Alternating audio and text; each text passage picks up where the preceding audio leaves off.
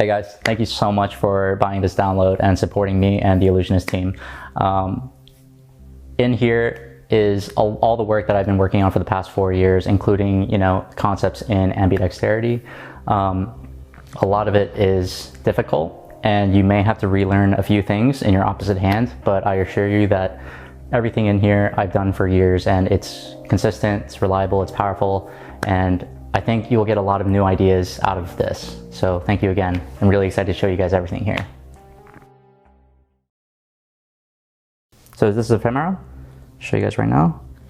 Got a pair of Blackjack. Just wave, turns blank, but just for a moment. No?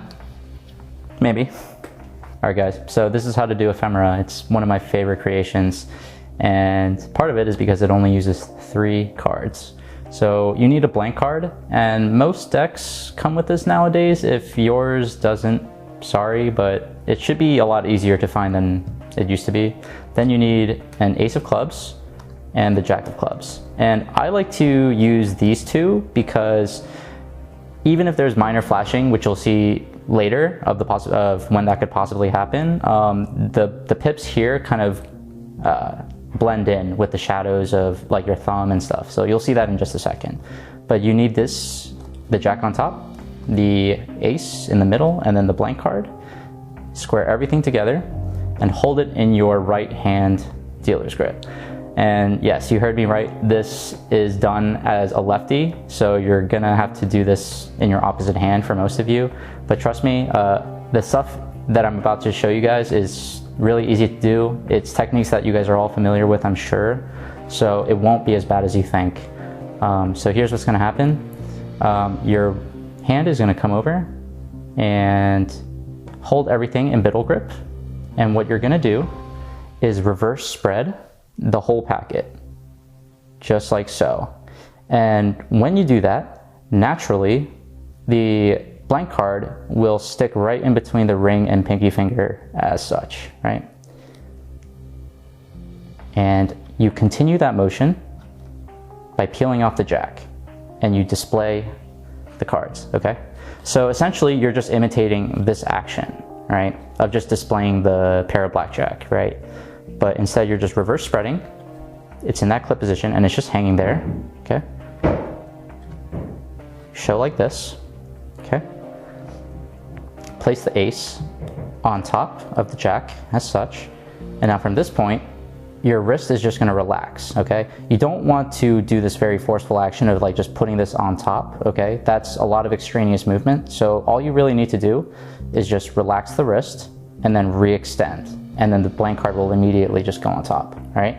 And from this position, make sure that your hand is fully extended so you're creating this wall and it won't flash, okay? And from here, you're going to clamp the blank card in between your thumb, all right? Fully extend even further, dislodging the blank card from your pinky and your ring finger, okay? And you're gonna swipe right, swipe to the right, all right?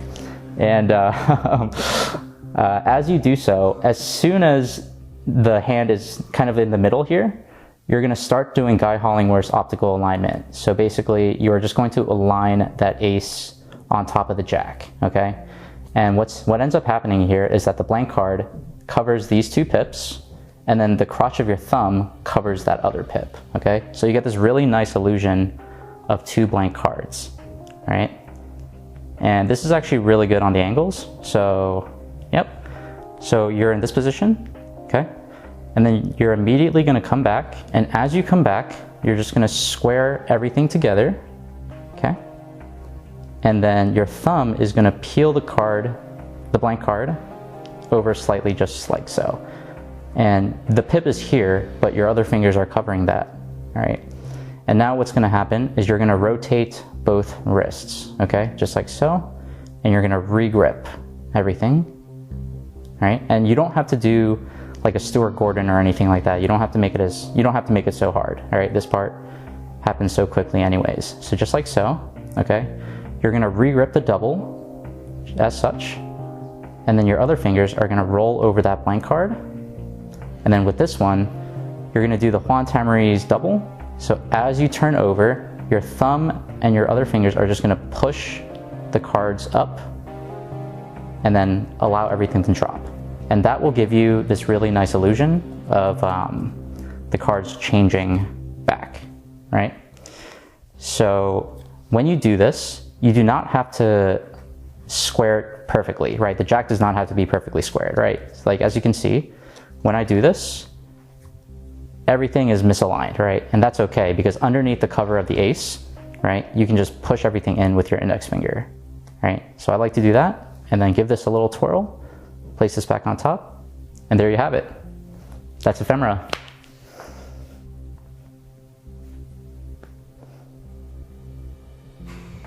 What? What? So here's how to do Ephemera from a different angle. So again, hold everything in middle grip, reverse spread everything, and allow that blank card to naturally fall in between the ring and pinky finger, right? As you follow through,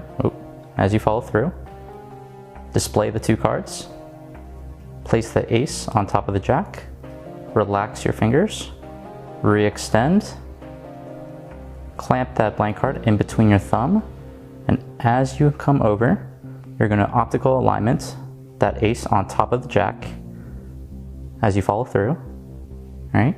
Covering all the pips. You're gonna come back, square everything together. You're gonna slightly peel off with a thumb, and your fingers are hiding that pip right there. Rotate both wrists as such. Okay. Regrip this double with your other fingers. As you turn this over, and then you're gonna do the Juan Tamariz turnover, which is pushing these cards up and down and letting them drop, creating the illusion that they change back. And from that point on, this is probably misaligned, so you just push down with your index finger underneath the cover of the ace. And then I just like to give this a little twirl and place this back on top. And that's it, that's Ephemera. All right, this is the jack lift. It's a double lift twirl, so just like that. And turn it back over. That's it. Let's get right into it. So basically, you're gonna get a break under two cards, just like so. I use a pinky count, all right? And now, because of the break, you are able to easily push off two cards, okay? So you can do it like this, or you can do it a simpler way, which is the Vernon push off, which is just like that, all right? Now from here, you're gonna do kind of a Stewart Gordon double lift, but not really. So you're gonna hold it in middle grip as such, and you're gonna start by rolling down with your thumb. This is a little difficult to do slow, so mind the little flashing there, but basically you wanna get to this point right here, right? And as you can see, the index finger and the thumb is pinching the corner, or pinching the edge of the card right there, and your ring finger is at the bottom to give it more leverage, right? And I recommend extending the index finger out as much as possible to kind of give it a very loose grip, the appearance of a loose grip. And from this point, your middle finger is gonna curl in all the way, as you can see. And using this pinch right here as a pivot point, you're gonna rotate the card by extending the middle finger out fully, okay? And from this point, your fingers are gonna loosen up and allow the double to roll around the thumb, just like so, okay? Do it slow-mo one more time. So here to here, right? It's not a full Stewart Gordon lift, so you're not doing this or anything like that. You are just getting it to the point where your thumb and your index finger are pinching that card, okay? Middle finger curls all the way in until the first knuckle contacts the edge of the card. You extend out and you allow the card to roll over, okay? So it's a little hard to do slow, but here's what it looks like in real time, just like such, all right? And another cool thing you could do is a little less flashy, but you can start from this position, just like a Vernon push-off, by getting a break, pushing the card aside as such, and immediately just skipping right into that position of pinching the card, all right? And then you can just do that and show. And that's a very clean double lift.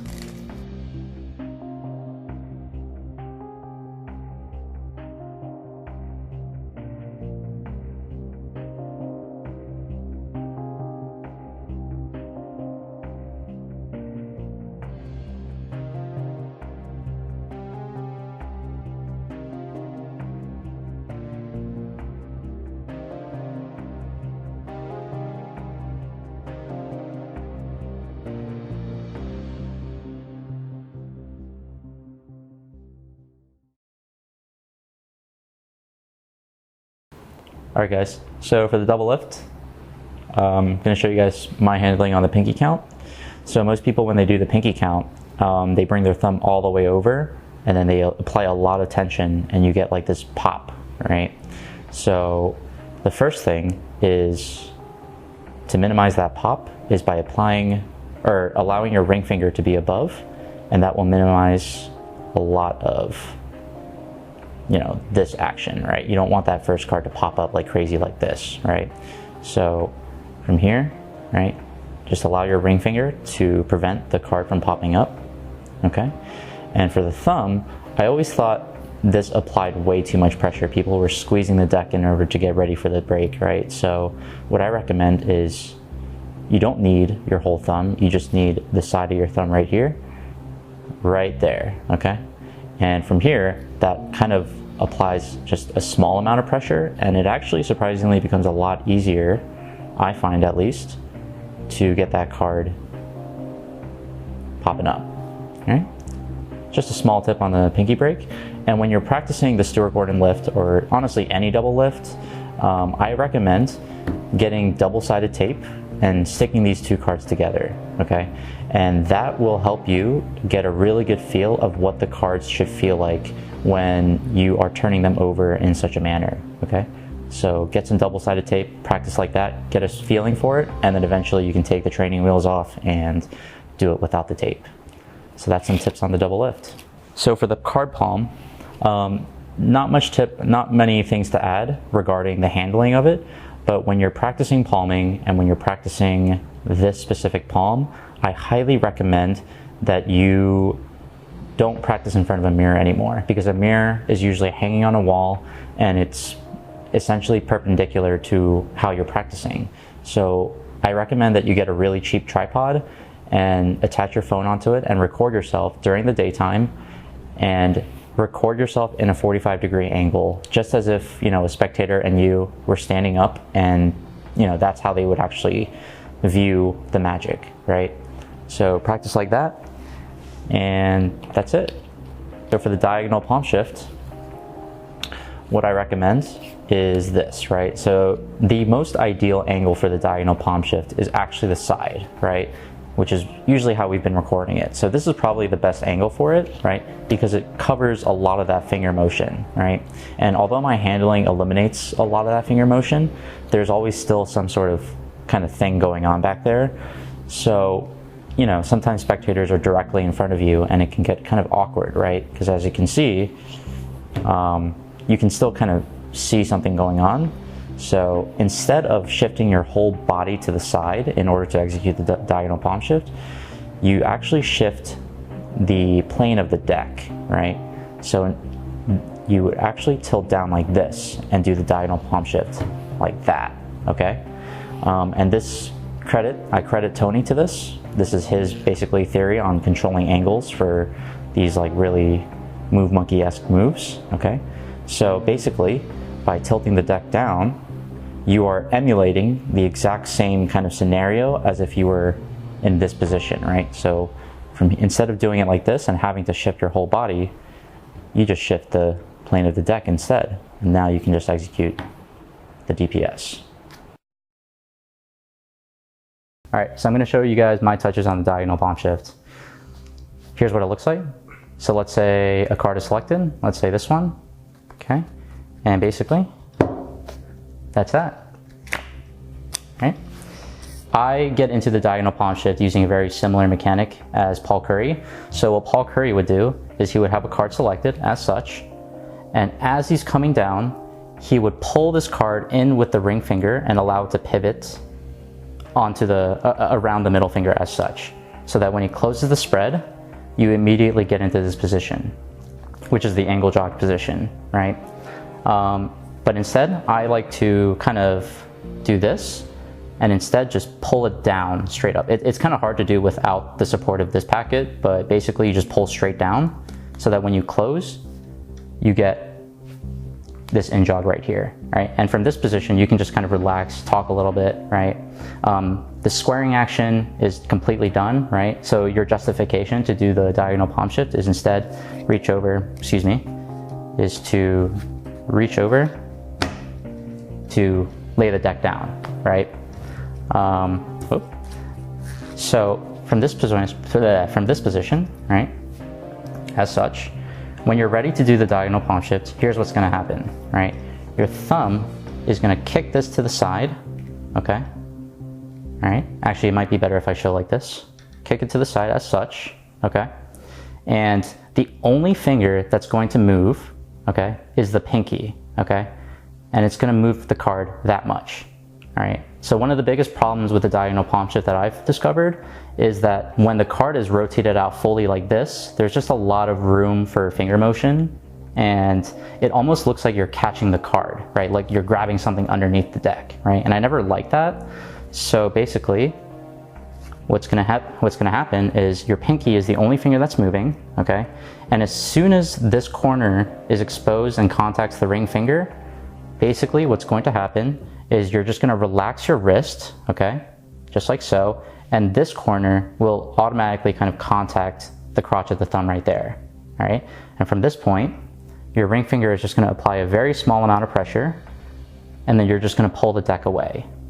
And now you're back into that palm that I mentioned earlier, all right? So from the bottom, so from here, it just looks like that, right? And you got the palm. So even though this looks really awkward, from the spectator's view, as I said during the card palm, as long as this is faced in between the eyes, it won't flash, right?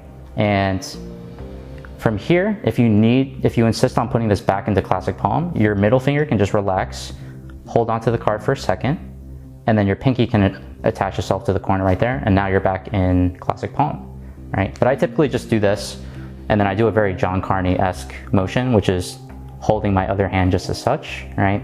And then I immediately relax or go south or whatever have you. And yeah, so just know that it's not a rotational motion for the diagonal palm shift, it's a very linear one, okay? And it's all about relaxing that wrist.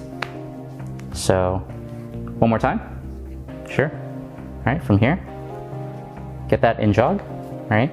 Kick it to the side, your pinky kicks it just that much, all right? As soon as it contacts the ring finger, the corner, you relax the wrist as such, and then you just pull straight out. And that's it. So I'm going to show you guys the knuckle palm now, which is heavily based on my touches on the diagonal palm shift. So let's say you want to touch, or let's say you want to palm the 10 of hearts, right? So from here, and you have it, right? So it's really easy to do. No breaks required, and you don't even have to think about it, and it still emulates the same motions as that DPS. So I wanted to basically do Erdnäse's bottom palm, but I didn't like the fact that you had to get a break and then you had to kind of kick this card to the side with your pinky like such, right? I wanted to get into this position, right, without having to do all those unnecessary motions.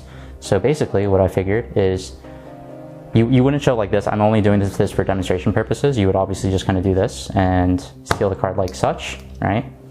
But basically what's happening is you're gonna curl in your pinky, and the first knuckle of the pinky is gonna contact the corner of the card right there, okay? And it's going to basically do that kicking motion by itself, right? And just like the diagonal palm shift, as soon as that corner is exposed and your ring finger is in contact, you can just relax and it's immediately into palm, right? So that's just a quick little thing.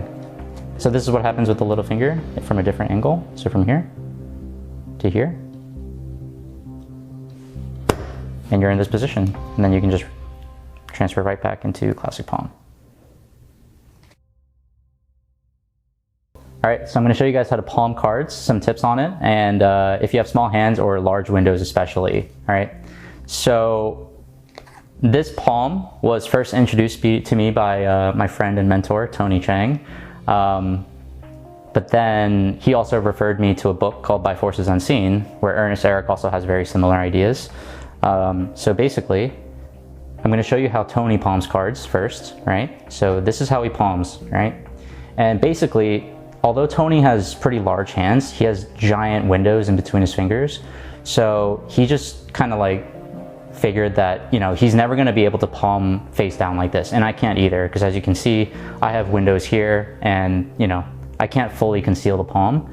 So he just figured that if he palms like this and he has the palms up, raised as such, and as long as the I don't even know what you call this, the front of the hand right here exactly is aimed right in between their eyes, it will never flash, right? And because the palms are raised up, you have this very nice open appearance, right? And in By Forces Unseen, Ernest Eric also goes over a palm, and it actually is like this. And that looks ridiculous, but basically he would do this, and he would allow the shadows that are caused in between the fingers to conceal the card, or help conceal the card, right? So the way I palm is this, okay? And this looks even more ridiculous, right? But what this allows you to do is when you're in a relaxed state as such, your pinky's curled in and there's like a little space right here, right? I think Illusionist actually also released something similar with Javier Benitez. So this is also kind of very similar to that, right? So the ring finger is holding onto the card right here. Your pinky is curled here, right? And just like Tony's palm, the front of the hand right here is in between their eyes, right? And typically, this is only a very temporary state. I either drop the hand immediately and go south, or I just convert this back into classic palm and just like rest on the leg, or, you know.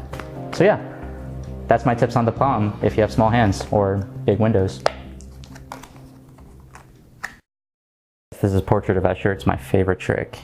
So I have a deck of cards here, and a spectator can touch any one of these cards.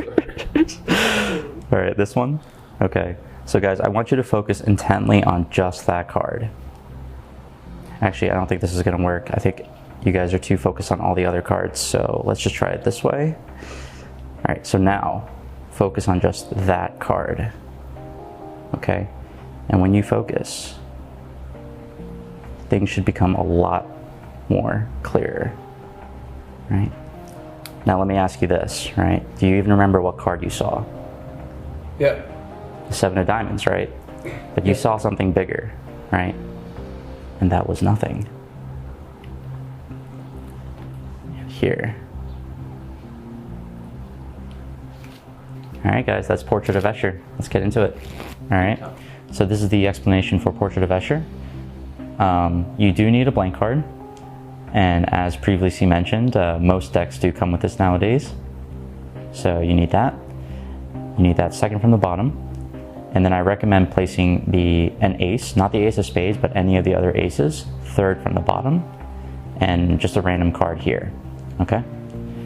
When you're ready to begin, block spread those that packet right there, so you don't expose the blank card. Have any card selected, so in this case I'm just going to up jog this one. Fully spread the cards and ask them to focus on just that card, right?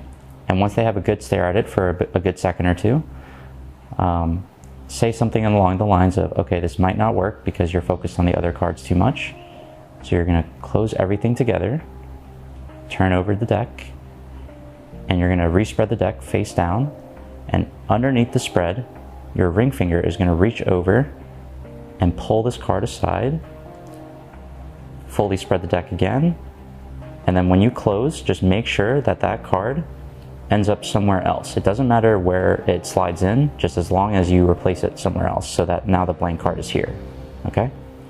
From here, you get in this position of a raised mechanics grip as such, okay? And you have them stare at this card for another good second or two, all right? And from here, if you notice, right, you're in a perfect position to do a thumb fan with your opposite hand, okay? So from here, as you can see, right, you're here, and you thumb fan. And when you thumb fan as a lefty with the blank card on the bottom, you get this really clean display of a blank deck, all right? And then now you can just contact this card and show that things should become a lot more clearer, okay? Once they have a good look at this image right here, you come over with your other hand underneath the fan, coalesce everything together, and when you do so, it should naturally fall back into your dominant hand, all right? And from here, you ask them a question of, okay, now let me ask you this. Do you remember what card you saw? And now you're gonna do a switch, right? So you're gonna hold, you're gonna pinch the deck in this position, and your index finger is gonna be on top of this card right here, okay? From here, as you turn over, your index finger is gonna push in that card fully as your thumb peels off that blank card, right? And now you've switched the card, okay? And you have that ace at the bottom of the deck, right? And your fingers, as long as they're in like a gun position as such, you still have this imagery of a blank deck. So you can kind of raise up and show this and ask them, you saw something bigger, right? And that was nothing, right? And then from this point, you can just lay this blank card aside and then turn the deck over and show that everything is not what it was. And that's Portrait of Escher, guys. Hope you enjoy.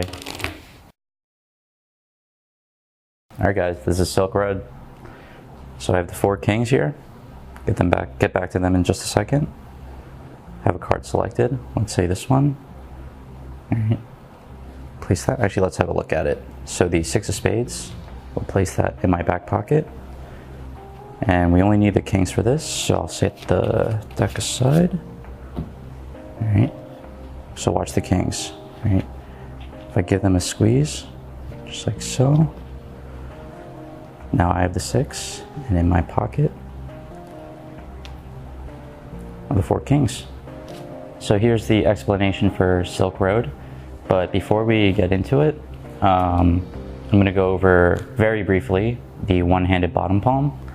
So get a break underneath as many cards as you want. I typically use 4. And this is the grip, right? You want the corner of this card right here. So if you imagine the classic palm, right? This corner is at the crotch of the thumb and the other corner is at the pinky, right? So when you're about to do the one-handed bottom palm, you essentially just want to keep where that corner of the crotch is, right there, crotch of the thumb, and that's where it's going to be, right? Underneath the deck, okay? So let me just get a couple cards here, right? As such, you're going to bring your thumb over the deck, okay? And your pinky is going to squeeze those cards, exposing that corner right there. And as soon as that corner pops out, your middle finger is going to come here at the top edge of the card and pull down, and you're done. That's the one-handed bottom palm by Ernest Eric. If you want more on this, definitely check out By Forces Unseen, but that's a very brief overview. So for Silk Road, display the 4 kings. I like to use 4 kings, but you can use any 4 of a kind, right? And now you're going to have a card selected using the convincing control. Any variation of the convincing control works, so I'm just going to show you guys how to do Marlowe. In the performance, I did the DMB spread control by the Buck Twins. But basically, have a card touched, so let's say this one. As you come up to show the card, you're going to align this card right next to the card beside it, essentially creating a double. So you display, right? And this card does not have to be perfectly aligned. When they're done looking at the card, you bring the pack up and you grab the top corner or the bottom corner of this top card right here. And you're going to do 2 actions at once. You're going to briefly pull this card very slightly as you up jog this card. And this happens in the motion of coming down, okay?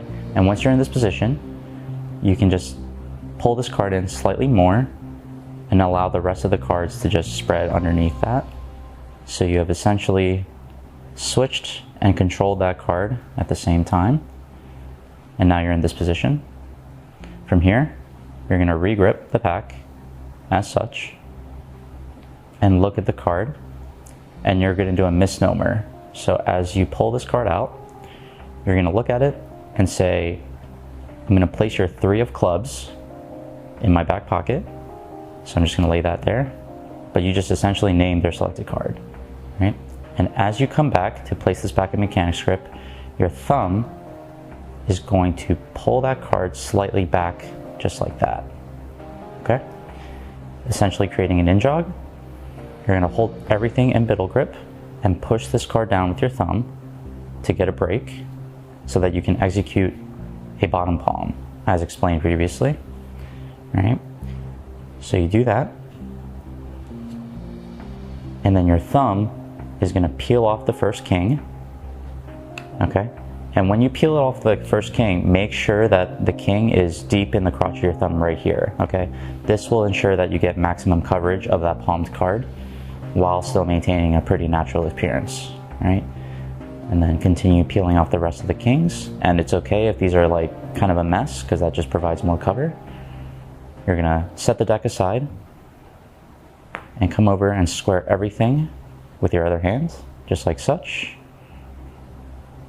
Hold everything in middle grip, and your other fingers are just gonna slide over that bottom card, which is the selection, and it should naturally fall in between the pinky and the ring finger. As such, you have just enough room right here to spread the kings, and also as you do so, your thumb is gonna kind of dislodge that card, and it's just kind of hanging there, okay? So you have room for your other fingers to come over, regrip the packet, and make sure that this king, the bottommost king, is contacting the crotch of the thumb right here, okay? So from here, you relax, you re-extend, so place that selection on top and create a wall with your hand by extending all your fingers. You're gonna coalesce everything, right? And as you do so, you're gonna execute the one-handed bottom palm. So squeeze with that pinky and allow the middle finger to take the cards. And once you have that in palm, your other hand can come over, bring this card up slightly and give it a squeeze, all right? You can turn this over and immediately go south. And when you go south, these cards are face up. So when I go behind my back, I usually just turn them over, so that when I come back out, they are face down, and you can show that the kings have transposed. That's Silk Road. So this is my touches on the Vernon transfer. So spectator selects any 4 cards. Let's say these. Okay. Take a look one more time. Ask them to hold out their hands, just like that. Have them switched out. All right, so I'm gonna show you guys some humble touches on the Vernon transfer. This is a move that I think that everybody does, or is at least familiar with, but I think that this version specifically has some benefits to it. So let's get right into it. First, you just wanna decide on what cards you wanna switch out. So in this case, I'm just using the aces, all right? And have those on top of the deck, all right? And if you're in like a worker setting, then it doesn't really matter. I just do this and then just get a break, right? And that's fine, right? But if the environment is a little bit more cozy, then I typically like to do this. So I get a break below 3 of the aces, or above 3 of the, below 3 of the aces. And then my pinky sticks in and pulls that last one out, just like such, and then kicks it back out. So you create this in jog, right? And from this point on, you can just turn everything over, okay? And push on that ace and get a break right there, okay? Just like so. But I learned magic wrong, so I gotta do it the other way. Excuse me one sec. So I do this, then I gotta switch over here, which is a little strange, so disregard that part. So I push down and get that break, and now you're ready to begin, right? Start by having the spectator select 4 cards, all right? So 1, and then up jog these as far out as you can, okay? Just like so, 2, 3, 4. And from this point, you're just gonna spread the deck once more and display them one more time, all right? And from this point, you are going to coalesce the deck into your opposite hand, okay? In this case, it's going to be my right hand, all right? So here's what's gonna happen. I'm gonna show the underneath part. So everything goes together. The 4 aces are gonna lever down just slightly so that your other fingers can squeeze in there, okay? So you're left in this position, right? You're essentially holding 2 entities, right? One is the aces in dealer's grip, and the other is in this position right here, okay? And from this point on, you're going to bring everything up, strip the cards, okay? And it's okay if it's a little messy, that provides a lot more cover, right? Come back down, right? You're gonna basically squeeze your fingers into that break, right? And from this point, your hands here are going to roll the deck over as such, right? And at the same time, the aces are going to roll over and you spread, right? And then you can separate them like that, right? And then you switch the cards out, right? And just like the regular Vernon transfer, this is always best when it's done in an offbeat moment, but I think this method in particular is a little bit more burnable, and you always have like those very skeptical people in the crowd. So if they happen to be staring at your hands, I think that this is just a little safer. So from here, do it one more time. Show, pull up, strip everything out, come right back, and then turn everything over, right? And that's the transfer.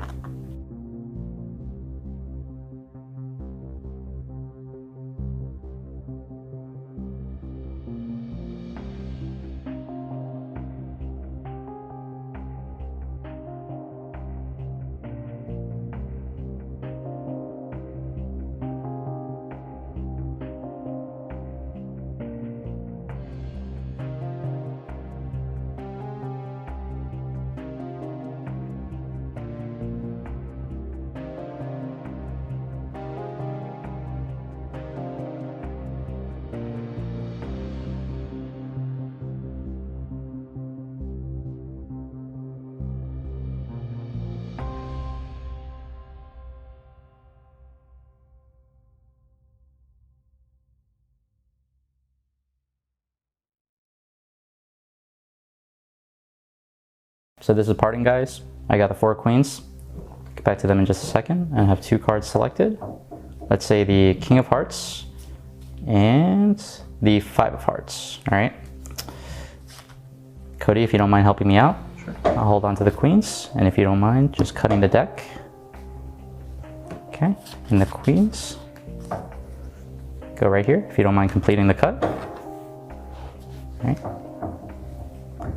Listen very closely. You can actually hear the queens looking for your cards. Think they got them? If you have a look and see, the queens have separated from the middle and have separated into 2 different areas, locating 1, the 5, and the king. But there's more. Listen closely.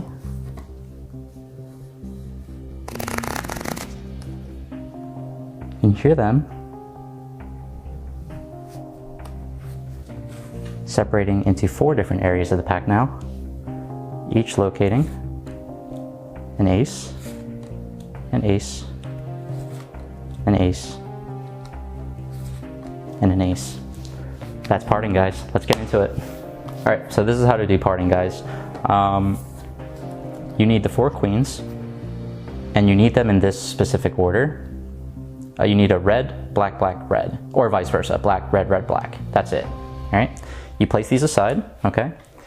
And before the trick starts, you would want the 4 aces on top of the deck as such, okay? And now you're gonna have 2 cards selected, okay? So I just do the cull, but use whatever method you'd like. So I just go through, ask them to name a card, let's say the 8 of diamonds, cull that, and then spread over some more. Let's say they name the 9 of hearts, and I call that as well.